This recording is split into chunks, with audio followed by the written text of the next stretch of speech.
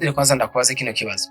Ubu uri mu bantu bafise ubwoba bw'ubuzima, ubwoba bwo gutakaza abo bakunda canke ivyo bakunda, ubwoba bwo kumva yuko ejo bazoba babayeho nabi, ubwoba bitewe n'ama information mwakira ubona yuko atabuzima atakazoza ufise, ubwoba bwo kwiexprima canke bwo gushikiriza ivyiyumviro vyawe, ubwoba bwo kumva ko ufata decision runaka ku buzima bwawe. Ndagufitiye inkuru nziza nuko uno munsi muri iyi episode tuza kwiga ingene dushobora kurengera ubwo bwoba, tugatangura kubaho ubuzima twifuza kubamo, tugatangura kubamo ubuzima bw'umunezero, ubuzima busagutse, ubuzima novuga yuko twifuza kubamo kuva kera. Ivyo navyo tuza kuvyifashisha imwe mu ma video y'ubutumwa, atari ubutumwa busanzwe ahubwo ari nka masterclass. Kuko Imana itaduhaye impwemu y'ubwoba, kuko Imana itaduhaye esprit ya timidité. Ishobora kwemera yuko inquiétude yejo idirija ubuzima bwanje. Ubwo kandi ushaka kumenya gusumba, ushaka kwandika Life Center Burundi kuri YouTube, ushobora gukurikirana ubutumwa bwiwe bwose, uzonshimira Mungu. Imana itaduhaye umutima w'ubujora, ariko yaduhaye umutima w'ubushobozi n'urukundo no kwirinda. Haleluya. Kuko Imana itaduhaye impwemu y'ubwoba, kuko Imana itaduhaye esprit ya timidité. Turafise urugezo kanaka rw'ubwoba dushobora kugira turi muri situation kanaka itaduhaye umutekano canke itaduhumurije tukagira ubwoba. Ubwoba burashobora kudutuma hari ibintu dukora kugira ngo dushobore kwikiza ikije kiduteye ubwoba. Ndashaka kuvuga no munsi muri kino gitondo ngo ubwoba ni imwe mu ma motivation canke ubwoba ni kimwe mu bintu bituma abantu bagira ico bakora. Hari umuntu uzobona mu buzima bwiwe akunda amashuri kandi akunda kwiga cane, ukibaza ko ari curiosité intellectuelle afise, ariko rimwe na rimwe ugasanga ariko asunikwa kwiga n'ubwoba, kuko azi yuko canke yumvise yuko umuntu yize hari ibibazo atashobora guhura navyo canke atagize gute.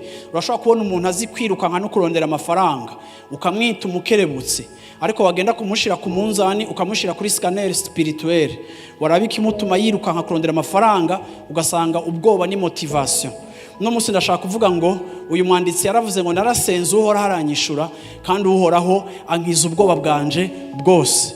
Ndashaka kuvuga ngo ubwoba nta na rimwe ikwiye kuba impamvu igutuma ukora ico ukora, kuko rimwe na rimwe iyo ubwoba ari bwinshi mu buzima bwawe ku rugezo nshaka kuvuga rwaho rutuma utakaza control cyangwa ukifata ukutariko kuko wifuza kurondera inyishu, ico gihe ubwoba bucika ikintu kibi, naho ubwoba ari ikintu novuga kiri naturel.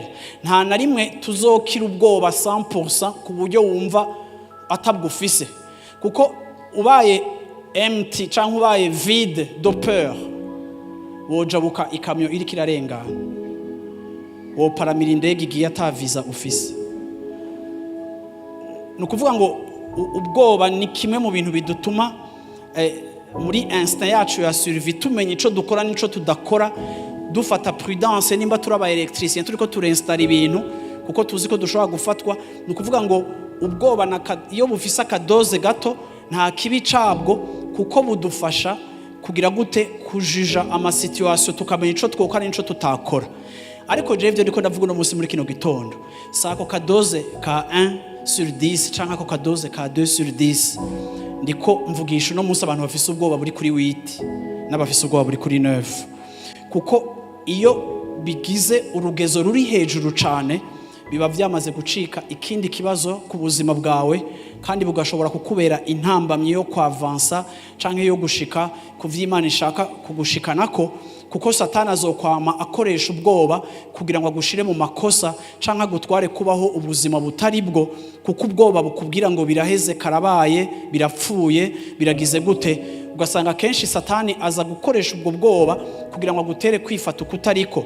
Kwacu usanga rero iyo ugendera mu bwoba, usanga n'abantu bakwegereye canke n'abantu bari hafi yawe barasubisa canke baraba affecté n'ubwo bwoba ugendana, ku buryo uzoza gusanga mu karere kawe canke mu bakwegereye igihe cyose ubashira mu ruhagarara, yaba abana bawe, yaba umugore wawe canke umugabo wawe, kuko uza kwisanga mu buzima bwawe hari ahantu iki kintu caramaze kukonona kiraba kibi.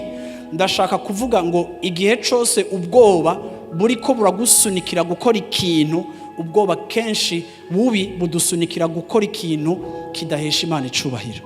Turaje kubona yuko normalement Imana mu kuturema canke muri natire yacu canke muri caractère zacu canke esprit Imana yashize muri twebwe, ahanini si y'abantu bafise ubwoba.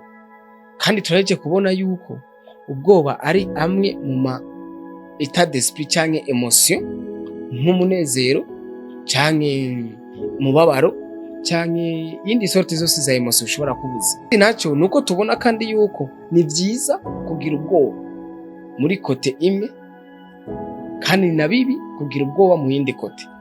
Ni vyiza kugira ubwoba ryari nuko iyo ufise bwa bwoba buto butuma ugira gute uba prida canke ukora ibintu n'ibiharuro. Mais en même temps ugize ubwoba bwinshi butuma utabaho ubuzima wifuza kubamo. Ushaka rero gusimonta ubwoba, icambere nuko ukigushira muri wewe yuko ubwoba atari karaktere yawe cyangwa atari ibintu vyawe, ahubwo ari ibintu uvuga yuko vyaje bitewe na environnement urimwo cyangwa bitewe n'ingene n'ivyo wagiye urizera cyangwa n'ivyo wagiye urakira. Normalement muri wewe nabwo bugira ufata nuko kandi ubwoba atari bubi, ahubwo ari bubi iyo burenze. Rero uno munsi dushaka rero kuyagira hamwe cyangwa dushaka kudelivra cyangwa kubohora bajya abantu bafise bwa bwoba burenze, bituma babaho ubuzima batifuza kubamo. Gato ku bwoba buhari ubw'Imana igomba kutubohora, uvuga uti ubwoba ni bubi. Hari abantu benshi muhora mubona bafise ingeso mbi, mukanabacira n'imanza kuko ingeso mubona bafise, ariko bamwe ugasanga izo ngeso bazibonyemo umutekano wabo, mu gihe ubuzima bwabo bwuzuye ubwoba, bakibaza yuko nta yindi shwa, nta yindi possibilité bafise yo gusohoka mu kibateye ubwoba atari mu kwigenza nabi. No munsi muri kino gitondo ndashaka vraiment Imana ibohore abantu bayo, Imana ibohore ishengero ryayo. Yesu ashimwe cyane, Yesu ashimwe cyane. Biranshikira mu buzima nkaca mu bihe vy'ubwoba, biranshikira mu buzima nkaca mu bihe bigoye. No munsi nibutse igihe kiri hano nagiye ndavuga ngo nimuduhe iyi parcelle tuyigure, nkavuga ntituzoyigura nimuduhe iminsi, bakampa 3 semaines. Muri izo 3 semaines nkaba nanje ntafise aho mpera, kandi narakivuze canke ntaco mwibuka, ariko vyari bigoye yuko twanonsa muri eglise ngo tugira tugura iki kibanza, kuko iyo twari kubivuga bamwe mu bantu bariko barashaka kucerekwa ngo bakigure bari bamaze no kuza kuvizita. Sinzokwibagira umuntu yagomba kuhashira igituro c'amabisi yiwe, karuwoshe y'amabisi yiwe aha hantu. Hama ukiyumvira muri 3 semaines ngene wo mobiliza amafaranga, bariko barakubwira amafaranga miliyoni 600, ukimva ngene wo zimobiliza muri 1 semaine, muri 3 semaines utabwira ishengero. Siko turi muri covid, utona avuga ngo basereka ngende gutabaza abagenzi bo hanze, vuga nti muduterere mudufashe, ibibuga vy'indege birugaye, isi yose irugaye, amashengero ntakorana. Uravyumva namwebwe ntidufise dura yo kubibabwira kuko ntihagira abadutanga bumvise ayo mafaranga ingene. Uravyumva bamwe kumbure yoroshe kuronka muko murabaga abantu b'Imana.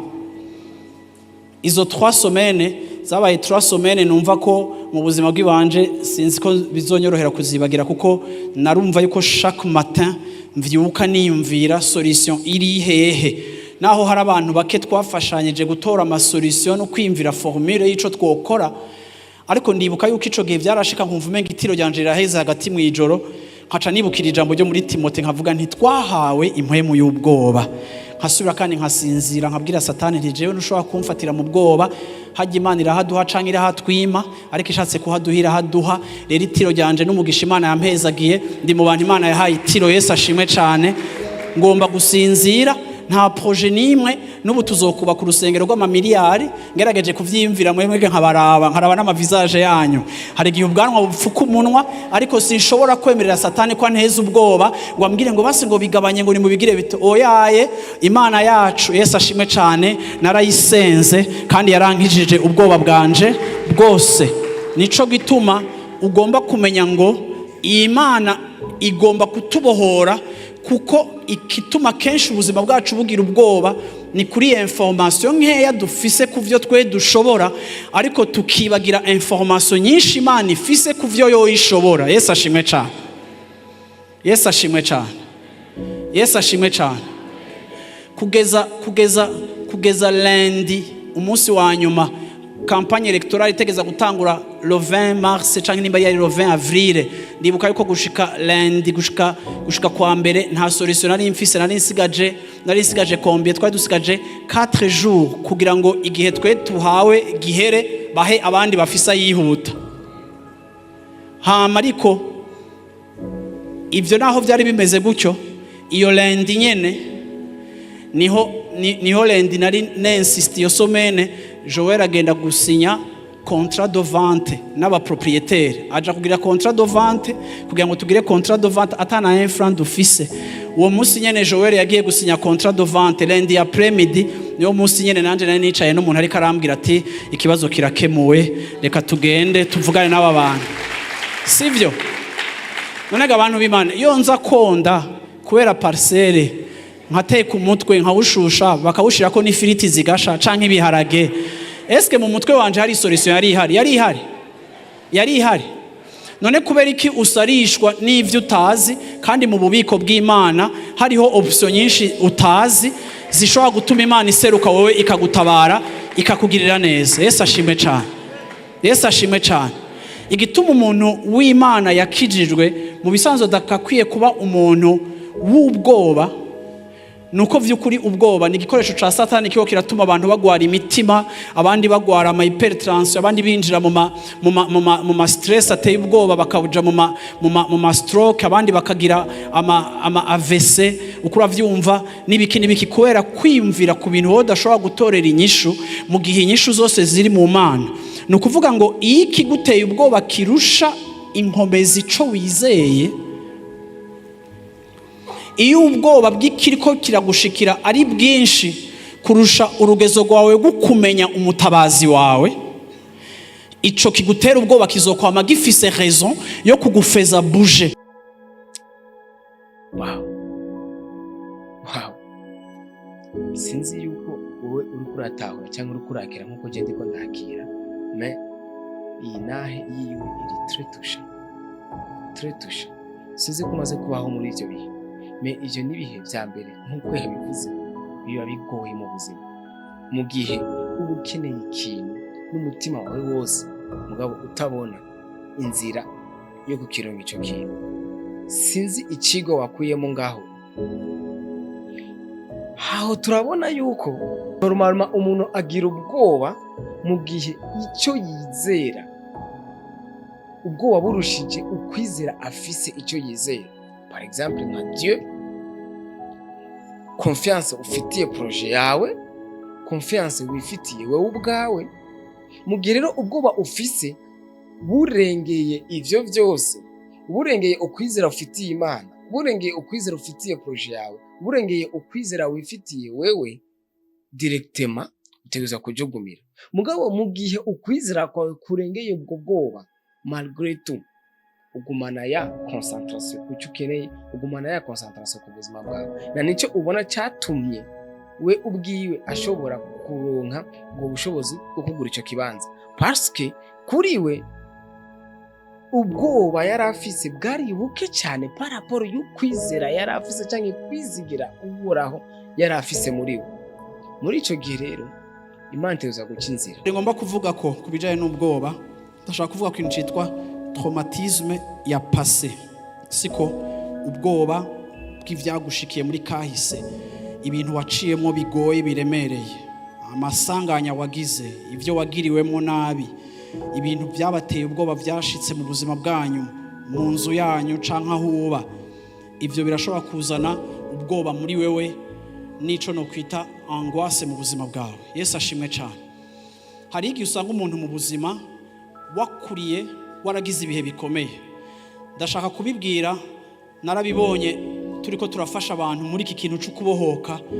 Hariho abantu nagiye mbona usanga mu buzima bwiwe nimba warasubishije violence, tufate ukabura umwana muto w'umuhungu canke w'umukobwa ugasanga umuntu yaragufashe ku nguvu sexuellement akakwabuza, umuonkre canke inshuti yo mu muryango ugasanga bene abo bantu kubera traumatisme yabaye igihe ico kintu cabaye, yabayeho ari umuntu afise ubwoba budasanzwe bw'ikintu citwa imigenderanire mpuzabitsina, kugeza naho usanga iyo muntu atabohotse kuko ico kintu camuhahamuye kikazana ihahamuka muri we, ni yagize mariage ugasanga ariko aragira difficulté yo kurangura amabanga yabubakanye, ugatanga kubona na mariage yiwe iri kirasufra, kandi ugasanga ni ikintu camubayeko, ariko kuko yumva ari ikintu adashobora no kuvuga, adashobora no gupartager, adashobora no kwigwira n'uwo bubakanye ko camushikiye, akabaho agitekeye, ariko kikamudetruiza ku rugezo nubwo camudetruije ari umwana w'imyaka 3 canke 2 canke 4,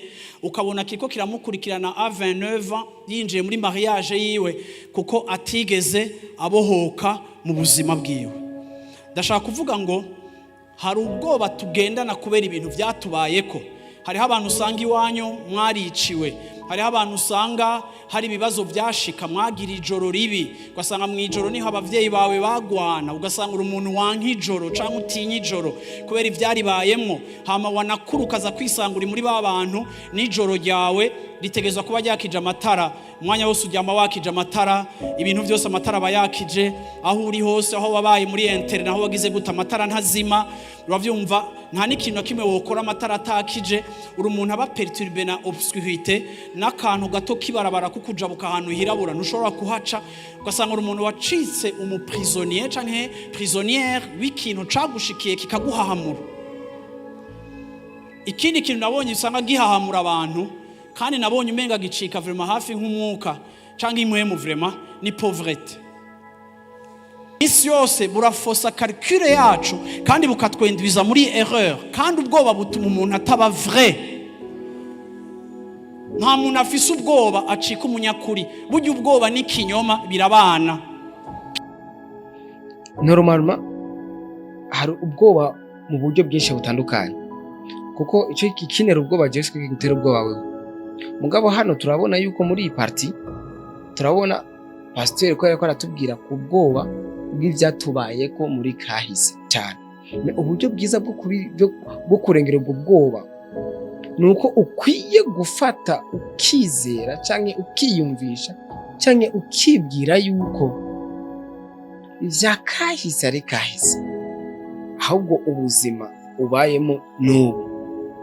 Hari abavyo bakunda kubategetse ngo kuko ngo ugumye uri attaché na passé nuzo kwigira ubaho neza muri kubu, cyo kimwe bizokunanira no kugira gute no gutegura kazoza. Rero niyo mpamvu ukiye kwibagira ko ivyabaye vyarabaye, ahubwo bari ubuzima bundi urimwo. Rero ko ukwiye kandi kugerageza kabiri. Ubundi bwo bugira kabiri nubwo banokwita menace pour la sécurité, umutekano muke, sivyo? Ico kenshi kiva ku bintu wewe wita ko biri dangereuse. Haleluya. Harimo gutinya kunanirwa, hariho gutinya ingwara, hariho gutinya ikintu utazi, hariho gutinya gutakaza ukunda. Yesu ashimwe cyane. Ibi vyose ni ibintu bishira ahantu ubuzima bwawe wumva udafise umutekano, ukumva umenga wewe ntutekaniwe. Nabivuze kare mu gatondo, gihe cyose urikanga ikintu gishobora kugushikira, gihe cyose uragira gute. Hari n'abantu numvise ejo bundi umuntu yarambariye yumvise twavoyagije twese, arambwira ngo none ngo mwe murashobora kugendera mu ndege imwe umuryango wose, ngo none ngo mugira ikibashikira. Muramaze kumva abantu bameze gutyo, bakubwira niyo muduze mu rubanza ngo wegenda mu modoka ya Caraveri, ngo nawe ngo genda mu Anacredo, hama ngo mwigabure kugira ngo nihagira igishika. Ariko bibaza ko nihagira igishika mugomba kugira rimwe, bibaza ko kitobasanga n'umucumbi wanyu canke ku isahani yanyu mukajya mugapfa. Ibi vyose ni ibintu usanga bitwara amahoro n'umunezero w'abantu, ariko ugasanga turafise ubwoba budasanzwe bw'ibintu bishobora kudushikira, ugasanga tubayeho turi mu ruhagarara. Ndashaka kuvuga ngo kenshi ubwoba budutwara amahoro yacu. Ubwo wavyumvise yuko abantu bamana ubwoba muri bo ni abantu uzosanga nta munezero bagira.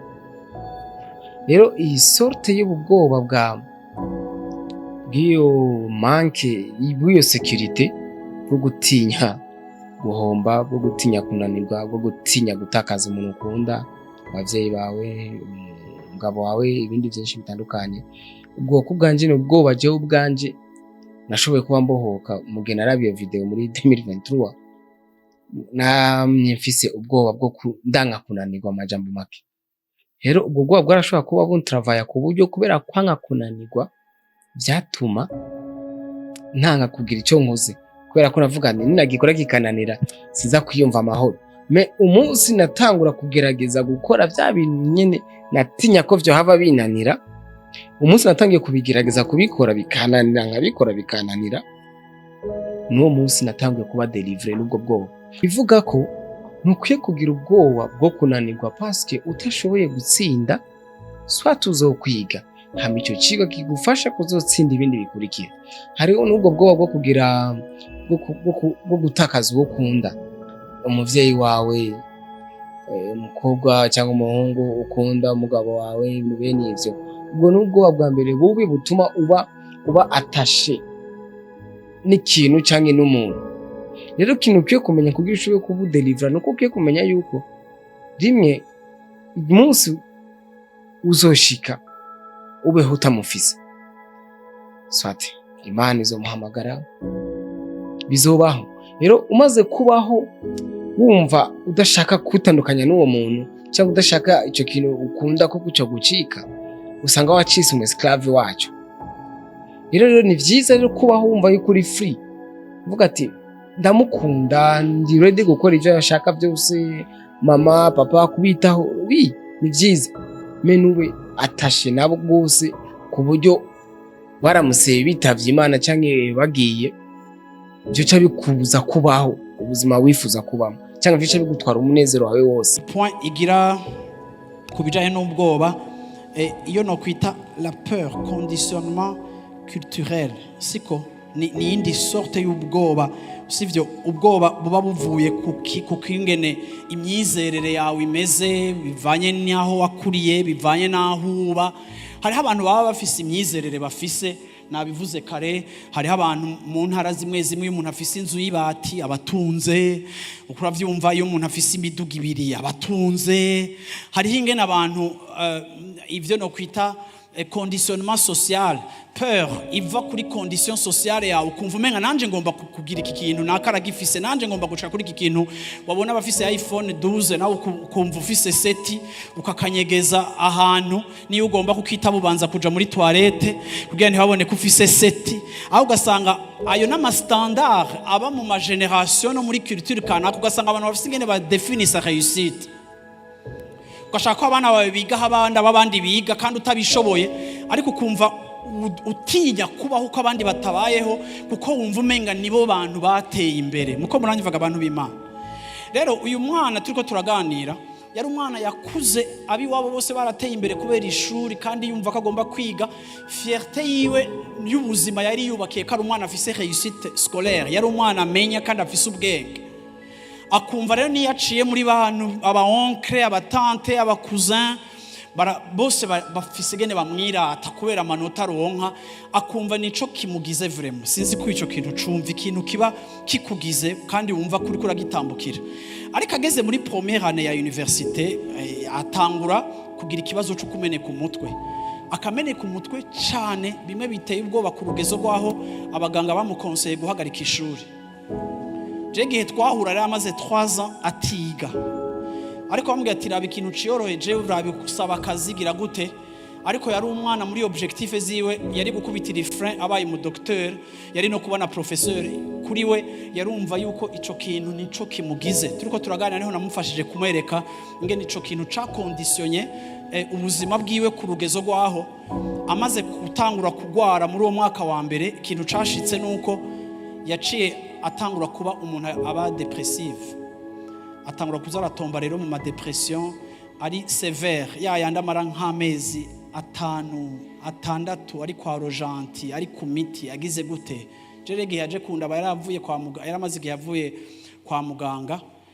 Ndamubwira nti ngomba tugirana urugendo muri iki kibazo caho, ariko ndiko ndamupoza amakeso ku buzima bwiwe. Ca numva ntuyu muntu ava muri culture canke ava mu bantu bavaloriza kwiga cane ku rugezo rwaho kuba amaze kubona atagishobora kwiga vyamuhaye kumva atakaje valeur yiwe yose yarafise muri societe, kandi agira amakenga yica azovamwo atize canke atabandanije.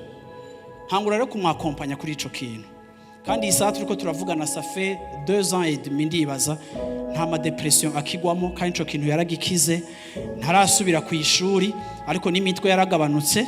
Ariko kandi naramufashije gutahura yuko des fois hari ibintu bidutera ubwoba kuko tumaze kugira igicapo cico tuzoba, hama maze kubona ko ico kintu kumbura uri kuraba écarté yi objectif, ubuzima bwawe bugaca butangura gupfa. Ubwoba bukurikirana n'igihano. Iyo wibona mu ubwoba mu kintu kanaka, ugomba kumenya ngo ubu bwoba ntibuzogenda sans conséquence. Nico gituma ubwoba ni ikintu mukwiye kwanka mu izina rya Yesu Kristo, ukavuga uti jewe n'uhoraho tuzokora ivy'ubuhizi. Ubu rero ni bumwe mu bwoba bwa mbere novuga yuko kubwanje butuma wanashaka umuntu aba hatanezerewe. Nibwo bwoba kandi bugutwara mu kwikompara n'abandi. Uyagize ibi nanjye rifuke ngira ibi, bansize banaka barako barakora ibi nkuko umengo wewe ukuragira ubwoba bwo bane umengo society iri kwiragusiga. Uburyo bwiza bwo kuburengera cyangwa bwo kudepasa cyangwa bwo kugiramo bwo kwibohora ubwo bwoba nuko ukwiye kumenya ko wewe ni wewe nabo bandi nibo. Ubuzima bwawe buri kuri wewe n'Imana yawe. Nta muntu numwe ari ngakugira gutegura ubuzima bwawe cyangwa akujije cyangwa akobrije kugira ivyo utoza gukira. No, wewe ni wewe, ubo nibo. Rero nomara gutahura yuko we ari wewe nabo nibo, uzobaho utekanye, uzobaho umere neza, uzokora ibikorwa byawe uri aleza, nta mutima cyangwa uruhagarara uzogira. Hama ndizera yuko episode yashoye kwibaryohera, yashoye kuba igira icikoze ku buzima bwawe. Rero nimba washoye kunezeza washaka kwipataje undi muntu umva uzi ko afise ubwoba butandukanye, ndabizi twatanze uburero butandukanye, mbwa urashaka kufisa n'akaruhuki wawe uko biri kose bitewe n'ama example n'uburero bwashoye kuba butangwa. Urashaka kurabana ugaraba system ukoresha yutuma usirimonta ubwoba ufise muri wewe, hama ugatangura gupasa à l'action cyangwa ukagira icyo ukoze ku buzima bwawe.